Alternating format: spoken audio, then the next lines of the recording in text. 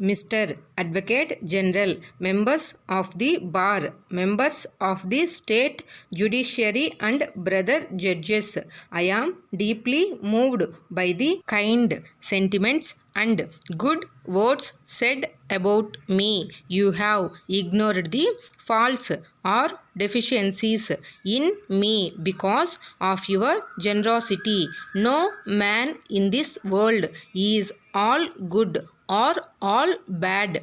Everyone is a mixture of good and bad. This is the nature of the universe. I do not take any credit for my work. My entire work is dedicated to the Supreme Being. I am a mere witness to his actions. Separation is always a sad event. I would not be human if I do not feel sorry when my relationship with the High Court ceases. I came here 2 decades ago. Since then, first as a member of the bar and then a judge of the High Court, I have become part of this institution. I have throughout tried to enforce purity in the administration of justice and weed out corruption. In a attempting to do so, I had to take decisions which may seem to be harsh. Anyone at the head of an administration cannot escape that criticism. I always expected a certain minimum standard of proficiency on the part of the members of the bar. When they did not come up to that expectation, I could not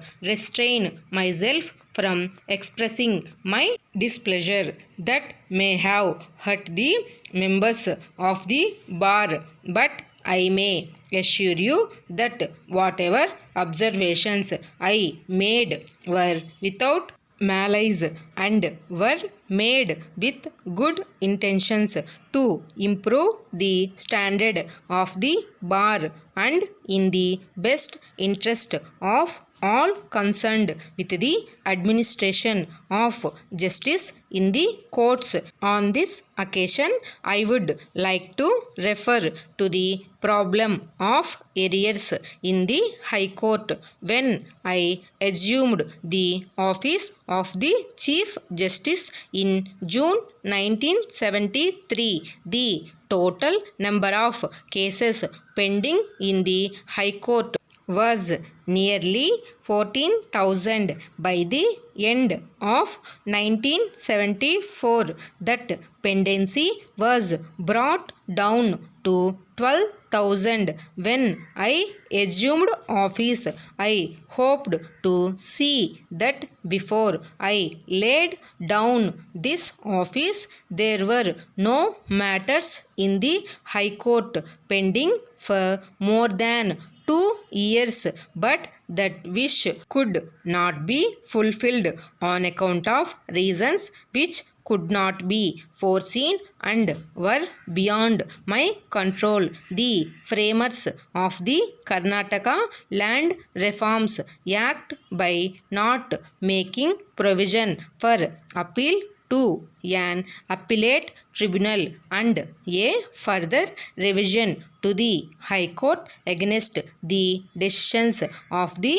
land tribunals, have driven thousands of aggrieved parties to seek relief in the High Court under Article 226 of the Constitution. The rate of influx of writ petitions arising under the Land Reforms Act continues, and there is no hope of decrease in their number in the near future unless the Act is amended appropriately with regard to the constitution of the land tribunals and appellate tribunals are set up, and a further revision to the High Court is provided as I said elsewhere, complete relief cannot be given to the parties in writ petitions. The High Court can merely quash the orders of the tribunals, and the matters have to be remitted back to the tribunals. Orders made by the tribunals on remand will be challenged again in the High Court, and the matters will have to go back again. I will be failing in my duty if I do not compliment by brother judges who have always cooperated with me and helped me in the discharge of my onerous duties. I must make a special mention of the officers of this court and the members of the staff for having given me their fullest cooperation. The members of the state judiciary have extended to me the highest respect and courtesy. Judges and lawyers may come and go, but this institution of the High Court will always remain as a temple of justice, where justice is administered without fear or favor and according to the dictates of the conscience of the judges. It must always be the endeavor of the judges of this court and members of the bar to sustain and strengthen the rule of law. Dear sirs, we are in receipt of your letter of the 15th instant. We are sorry to learn that 3 out of the 15 typewriters sent by us through the National Transport Corporation, Madras, on 10th instant are not working properly.